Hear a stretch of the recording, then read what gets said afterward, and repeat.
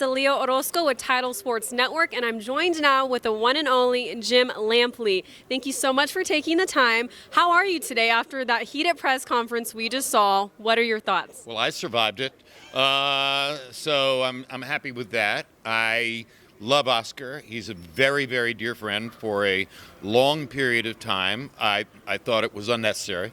We know that there's some negative feeling between them. We didn't need to have it demonstrated again. Everybody in the room is a professional by and large, media person, so I'm not sure what purpose was served in this instance by that kind of acrimony. The fight is a magnificent attraction. These two fighters combined for a record of 109 wins, 2 losses, and 2 draws. You don't see that in our sport. And it takes a great deal of really majestic effort and perseverance to get 2 fighters to this stage of their careers with that level of accomplishment and this kind of competition. Let that be the story. So that's as far as I'll go in saying things that can be seen of criticism of someone I dearly love.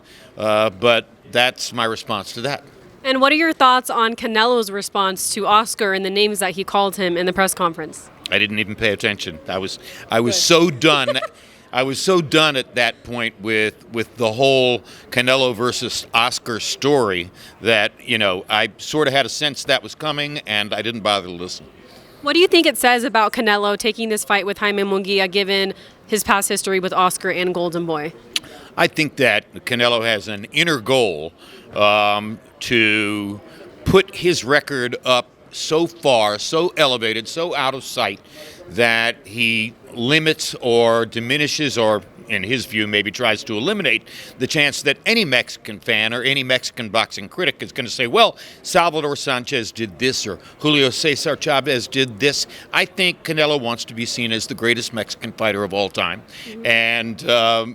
And he wants that to be unequivocal. I think that's one of the reasons, as a Guadalajara representative and native, that he's fighting a fighter from Tijuana so that he can score the victory that says to all the people from Tijuana or Ciudad, look, you can't ever say I'm not a real Mexican just because I'm from a different part of the country where the atmosphere is a little bit more bucolic. I'm a great, great fighter, and I must be seen for who I am. I think that's his goal, and I think that on that basis, Munguia is the right opponent for him at this time. Most definitely. And how do you see the fight going on Saturday night? Can you give us a breakdown? Well, they're both basically boxer punchers. They're both basically counter punchers. And it stands to reason that at some point in the fight, one of them has to change roles just a little bit and try to be more of a power puncher. And it stands to reason that the person on whom the onus falls to try to do that is the younger, less proven fighter, Munguia.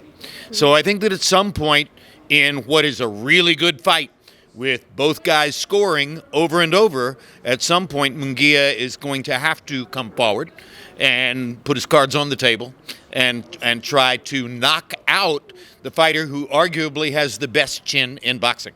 So it's a hard proposition for Munguia, and I think that's the primary reason why most people are picking the older, maybe more shop-worn fighter to beat him. He doesn't seem to have enough credibility to get a lot of people on his side as the guy who should win the fight. But who looked better against Ryder?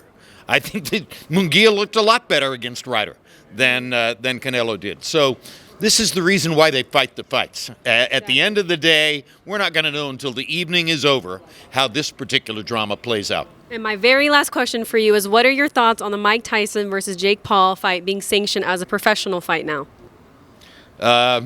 No thoughts. Mike Tyson is an old and dear friend. The very first prize fight that I ever called on television was Mike Tyson versus Jesse Ferguson back in 1987. How long ago was 1987? That was 37 years ago. So that's a long time to have taken punches, have been in the gym, everything that Mike has done. I have only really one thought about that whole enterprise, which is that I hope Mike walks out healthy, whole, and happy with what he did. I don't know Jake Paul. I love Mike Tyson. Thank you guys so much for watching. Please make sure to like, comment, and subscribe for more. Until next time.